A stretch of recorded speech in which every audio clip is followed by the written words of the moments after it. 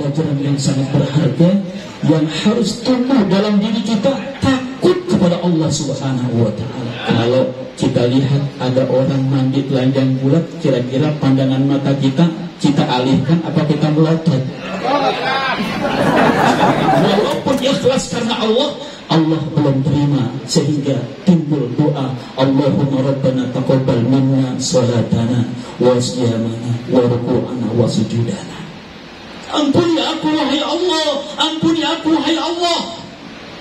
Seakan-akan dia menyiksa dirinya, takut kalau Allah Subhanahu wa Ta'ala tidak memberikan ampunan kepadanya. Dosa dan maksiat, yakinlah insya Allah apapun yang kita lakukan, besarnya dosa kita, Allah Subhanahu wa Ta'ala akan mengampuni dosa kita.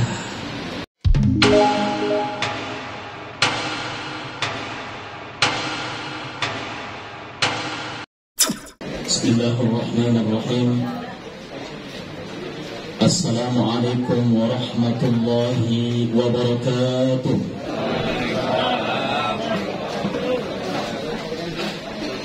Alhamdulillah. Alhamdulillahilladzi khalaqal mauta wal hayata liyabluwakum ayyukum ahsanu amala. Ashhadu an la ilaha illallah wahdahu la syarika lah. Wa ashhadu anna Muhammadan abduhu wa rasuluhu la nabiyya wa la rasula ba'dah. Allahumma fasalli wa sallim wa barik ala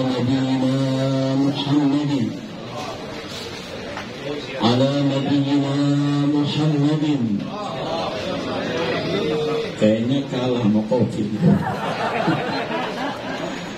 Wa ala alihi wa ashabihi wa ansarihi wa junudihi wa man jahada fi sabilillahi haqqa jihadihi ila yaumiddin, amma ba'du.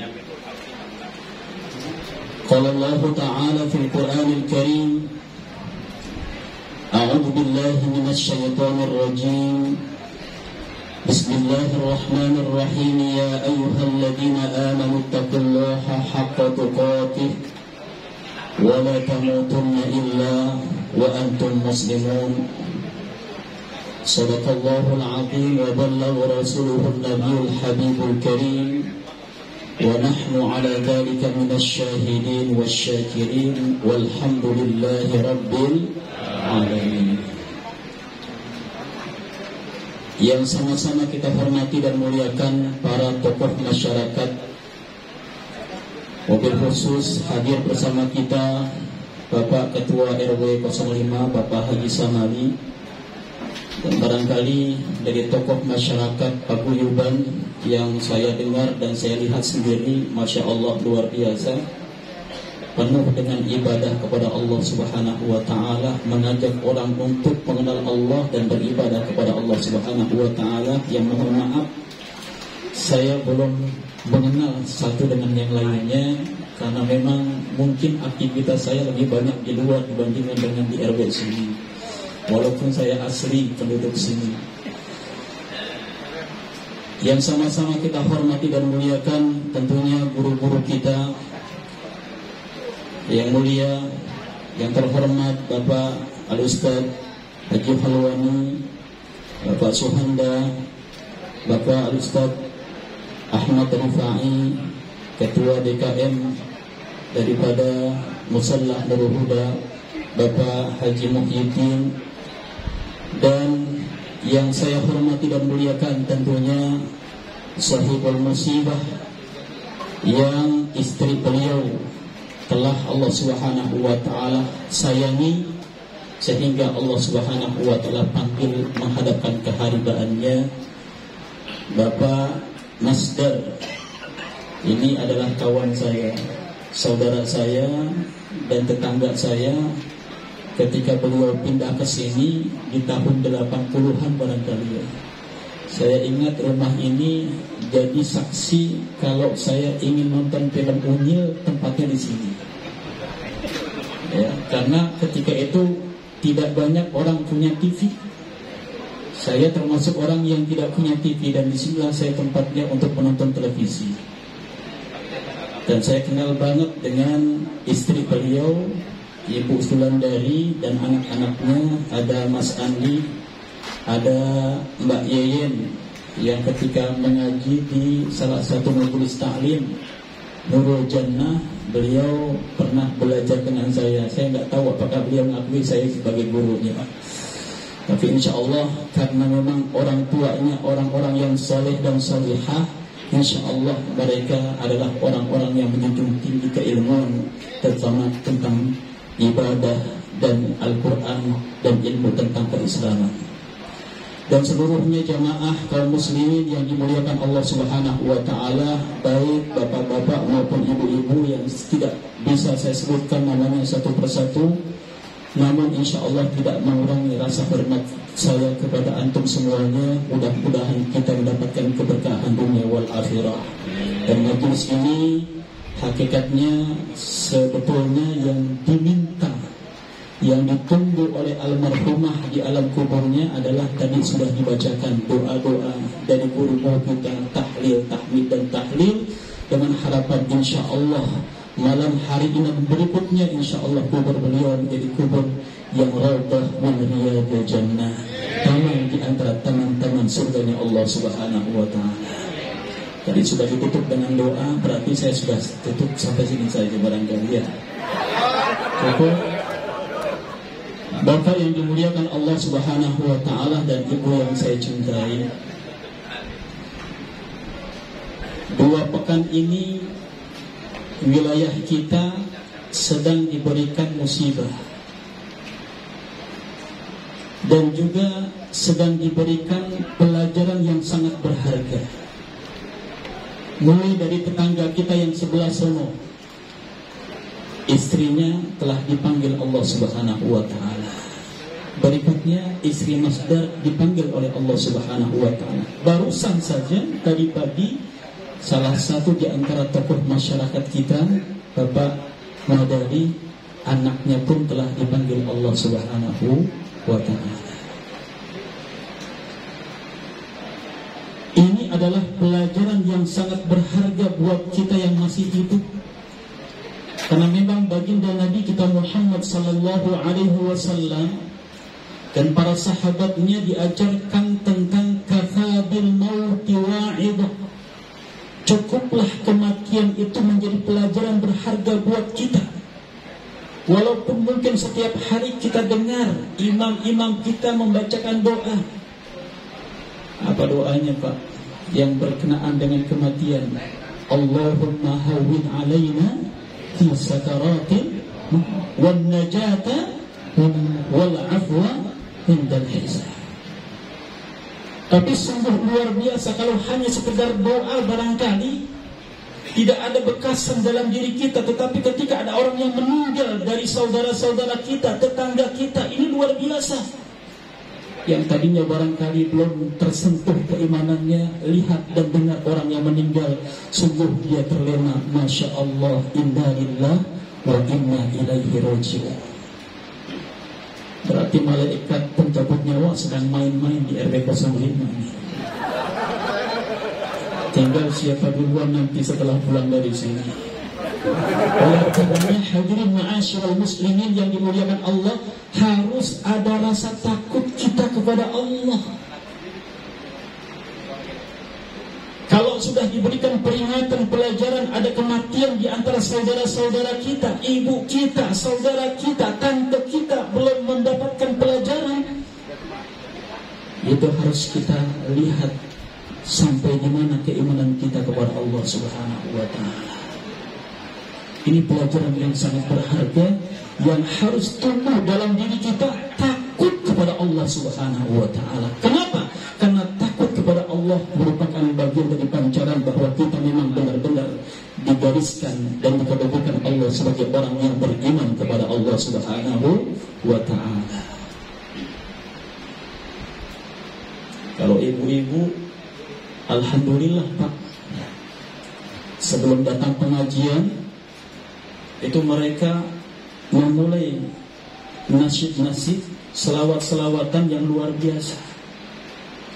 Dan mungkin barangkali kadang-kadang jamaah ibu-ibu di majelis taklim sedikit karena diawali dengan perkara nasyid atau nyanyian selawatan yang membuat takut.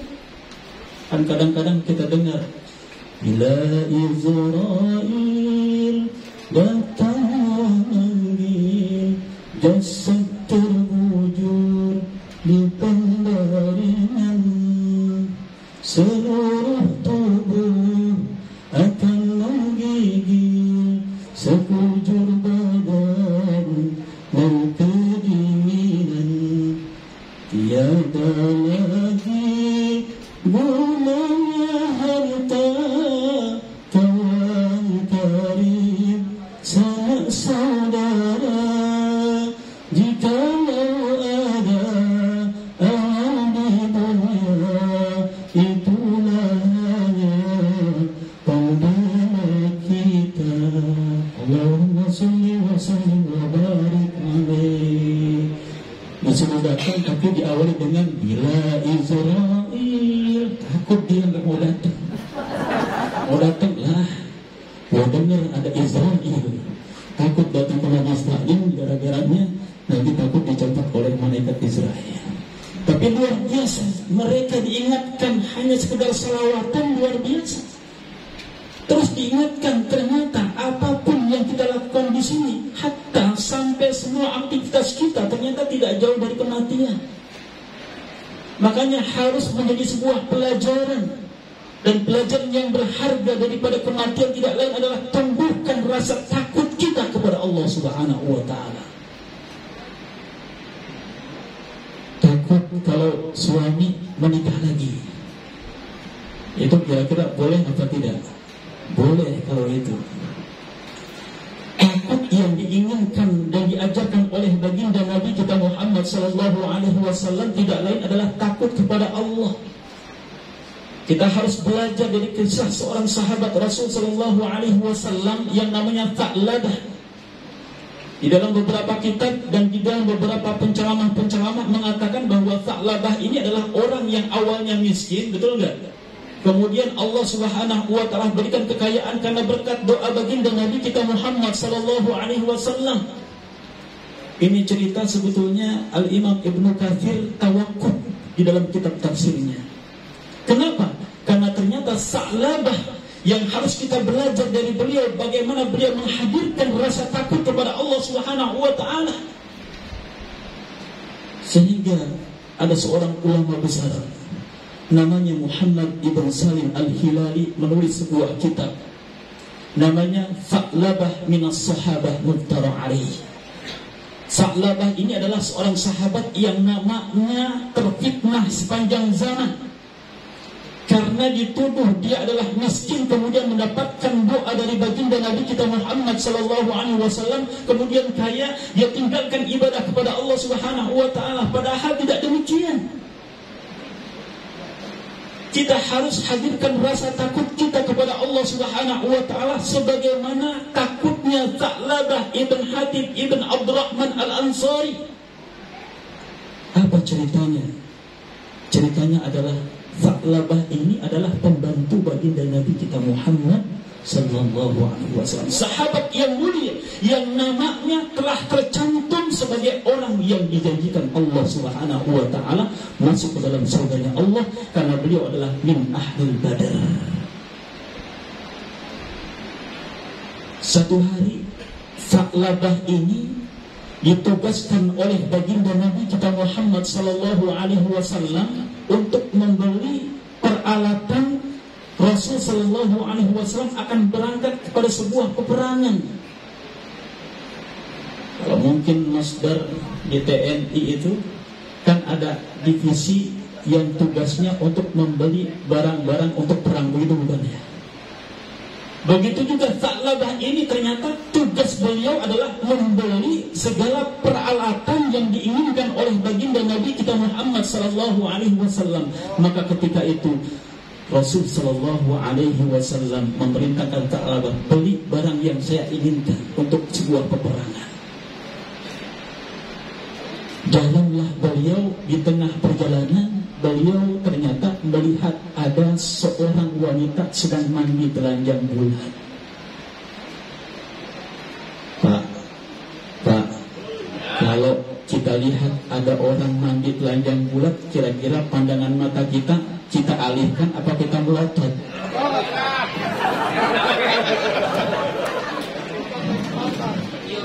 Ya, jangankan hal yang demikian, kita punya HP kan terkadang-kadang ya, kita buka internet, tiba-tiba kita bukanya adalah situs yang berkaitan dengan agama Islam. Tiba-tiba, ya inna lillahi wa inna ilaihi raji'un, gambar wanita telanjang bulat. Karena keimanan kita kepada Allah Subhanahu wa taala berbeda dengan keimanan yang ditancapkan oleh Allah Subhanahu wa taala terhadap sahabatnya yang bernama Tha'labah. Melihat seorang wanita telanjang bulat, bukan dia kemudian melotot, tidak. Dia berlari sekuat tenaganya sampai berada di sebuah pegunungan antara kota Mekah dan Madinah. Apa yang dilakukan? Meminta kepada Allah Subhanahu wa taala agar Allah Subhanahu wa taala ampuni dosanya.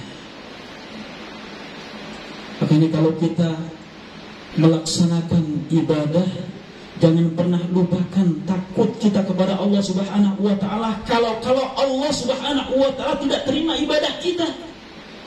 Makanya ketika kita berinfak, bersedekah, harus ada rasa takut kita kepada Allah. Hadirkan dengan doa, Allahumma taqabbal minna salatana wa siyamana wa ruku'ana wa sujudana wa ta'abbudana wa tahlilana wa tammim taksirana ya Allah. Kan kadang-kadang kita berinfak aja begitu kan. Tidak pernah ada rasa kira-kira infak saya diterima oleh Allah Subhanahu wa taala, ada apa tidak? Harus hadirkan ketika kita melatih takut kita kepada Allah Subhanahu wa taala dengan apa? Hadirkan bahwasanya takut kalau ternyata amal ibadah yang kita persembahkan walaupun ikhlas karena Allah belum terima, sehingga timbul doa, Allahumma rabbana taqabbal minna salatana wa siyamana wa ruku'ana wa sujudana.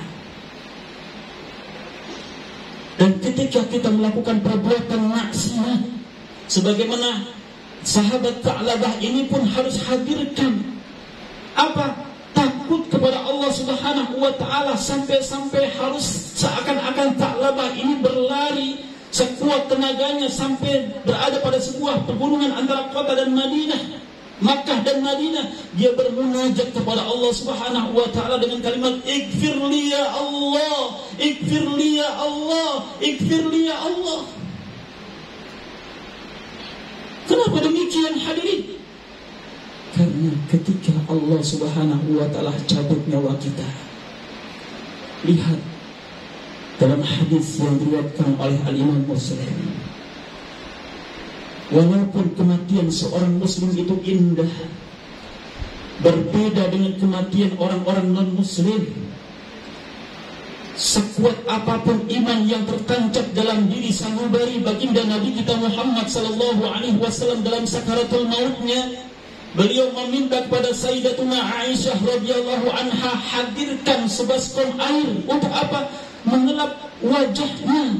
Karena ketika Allah Subhanahu wa taala hadirkan sakaratul maut kepada baginda Nabi kita Muhammad sallallahu alaihi wasallam, beliau mengatakan, inna lil mauti lasakarat, inna lil mauti lasakarat, inna lil mauti lasakarat. Nabi merasakan begitu sakitnya ketika nyawanya dipindahkan dari tubuhnya. Maka pentingnya pada pelajaran dan sharing pada malam ini, hadirkan rasa takut kita kepada Allah Subhanahu wa taala. Sampai Tha'labah ini kemudian dicari oleh baginda Nabi kita Muhammad sallallahu alaihi wasallam. Diperintahkanlah Umar ibn al-Khattab, kemana nih yang namanya Tha'labah? Barangnya aku inginkan untuk berperang belum juga datang. Maka Umar ibn al-Khattab bin Salman al-Farisi kemudian mencari Tha'labah ibn Hatib ibn Abdurrahman al-Ansari. Berjalan sampai bertemu dengan seseorang yang dia bertanya, apakah engkau mengenal seorang yang bernama Tha'labah? Namanya Dufafah, seorang pengembala kambing. Dia mengatakan bahwa saya tidak kenal yang namanya Tha'labah. Yang saya tahu adalah ada orang yang setiap malam, setiap hari mengangkat tangannya, berdoa kepada Allah Subhanahu wa taala, meminta ighfir li ya Allah, ighfir li ya Allah. Ampuni aku wahai Allah, ampuni aku wahai Allah. Seakan-akan dia menyiksa dirinya, takut kalau Allah Subhanahu wa ta'ala tidak memberikan ampunan kepadanya. Setelah itu Sa'labah dibawa pulang oleh Umar ibn al-Khattab dan Salman al-Farisi, bertemu dengan baginda Nabi kita Muhammad sallallahu alaihi wasallam. Baginda kita yang mulia bertanya, Sa'labah, kenapa engkau lari dari pandanganku? Maka Sa'labah yang dimuliakan Allah Subhanahu wa ta'ala menjawab pertanyaan baginda Nabi kita Muhammad sallallahu alaihi wasallam, aku takut Allah Subhanahu wa ta'ala tidak mengampuni dosaku wahai baginda Nabi. Dan kemudian sahabat yang mulia ini wafat karena sakit. Dan ketika beliau wafat, maka baginda Nabi kita Muhammad sallallahu alaihi wasallam mensolatkan jenazahnya, menjadi imam salat jenazah atas jenazah sahabatnya yang mulia yang bernama Sa'labah ibn Hatib ibn Ar-Rahman al-Ansari. Dan ketika berjalan dari belakang masjid menuju depan, Rasul sallallahu alaihi wasallam berjalan dengan cara berjinjit-jinjit.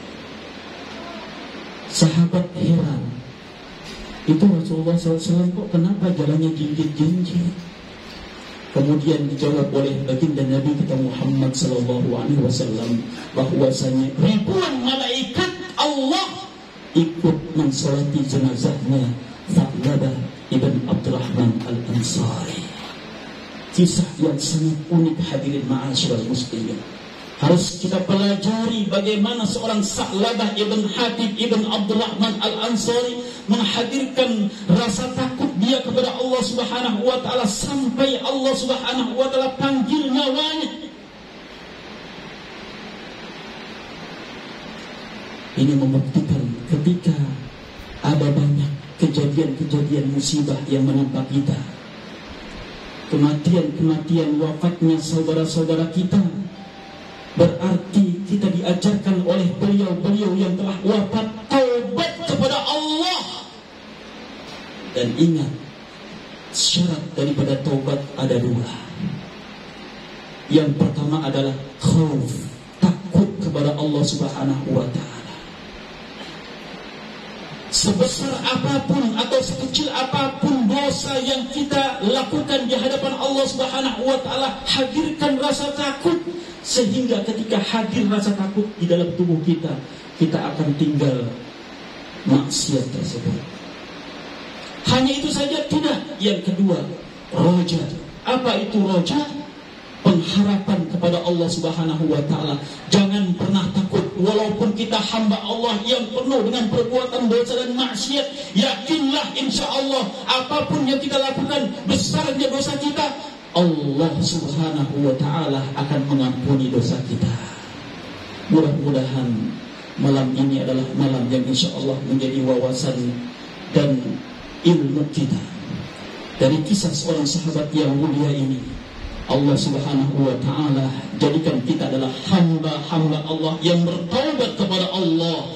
Karena orang-orang yang bertaubat kepada Allah, Allah sangat sukai.